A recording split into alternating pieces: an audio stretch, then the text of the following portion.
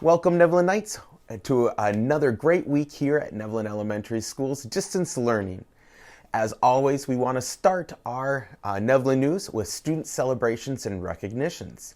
We have a new student joining us here at Neveln. Julia Moo has just moved to our neighborhood, and she will be joining our first grade team. So welcome to Neveln, Julia.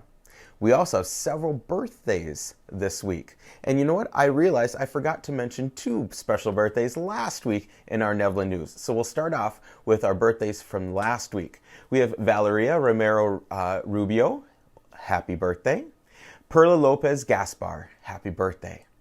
And now coming this week, we have several students with birthdays here to start our May. So happy birthday to Jeffrey Hoot, Evelyn Posadas Cifuentes, Marco Silvia, Peter Kelly, Monica Ortiz, and Joshua Olivia Bristow. Happy birthday nights. Now this week is the first week of May. Super exciting that we are in our final month of school together. Now, this first week of May is pretty special. We have a couple different things I wanted to talk to you guys about.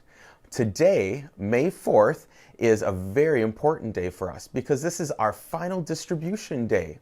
So I want you, Knights, to tell and remind your parents or family members to come out to Neveln today from 11 o'clock to 3:30 and come and pick up all of your personal supplies. Not only will we have the things from your desks and your lockers, but we'll have more activities for you throughout the month of May and up to the last day of school on June 3rd. So when you arrive, you might see some of the teachers outside holding big signs that say this. So when you get to the school, you're going to call our phone number and the office will get your name and your grade, and we will send someone out to your car with your supplies. You know what? If you have library books from our school library, you can bring those back with you too. We will have some tubs out on the lawn for you to put those books into. Okay? This week is also a very special week because it is Teacher Appreciation Week. And we want to thank our teachers so much for all the things that they've done for us this school year. You know, in distance learning, it kind of adds a different complexity to telling our teachers thank you. But you know what? You can do a lot of different ways, or a lot of different things to tell your teachers thank you. Maybe on Seesaw. Maybe you want to draw them a picture or make a recording on Seesaw telling your teacher thank you for everything they've done.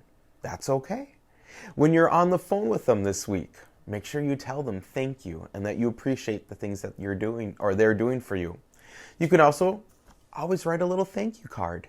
And if you don't know their address, you could just send the card here to Neveln, and I'll be in the office once in a while to get these out of the mail and put them in their mailbox because they will always appreciate a nice card telling them all the wonderful things that you're thankful for and appreciate about them. So there's quite a few different things you can do, Knights, to tell our teachers the amazing work that they're doing in your life as well as throughout our school.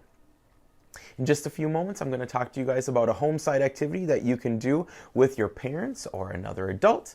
And I'm sure Sir Neveln might have a surprise for you today too. For our home site activity this week, I want to just tell you guys a little bit about a tradition that I remember when I was a little kid growing up in northern Minnesota. My mom would always help us create May Day baskets. And last Friday was the 1st of May, which is May Day.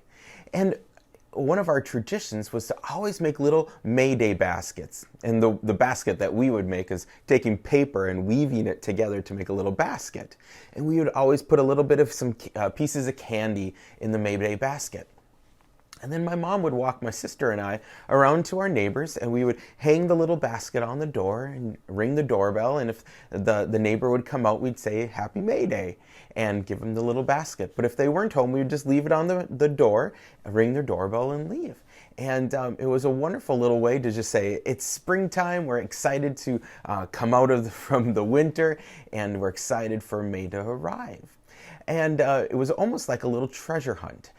Because we would make these little baskets of treasure, leave them on doorsteps, and if they weren't home, it would be a little surprise for our neighbors to find. And so our home side activity I wanted to share with you is an activity called Treasure Hunt. And this is just a fun little activity you can do with an adult to make a treasure hunt for someone in your family to follow clues to find a small little treasure for them to find. Maybe it's a little basket that you made that has some candy in it, but your treasure does not have to be anything super expensive or anything. Just maybe a picture that you drew is okay too. But in just a few moments, I will show you the directions on how to make the treasure hunt. It's just finding the little one clue that leads to another clue that leads to another clue, and then you find the treasure. But it's a great way for you to be interacting with the adults in your life, as well as practicing a little bit of your writing and your thinking skills. So I hope you find this activity an enjoyable one to do with an adult in your life, and hopefully you find the treasure hidden in your homes. Good luck at nights. And as always, Knights, just want to remind you about our code of honor. We follow our code of honor at school and at home, even in distance learning.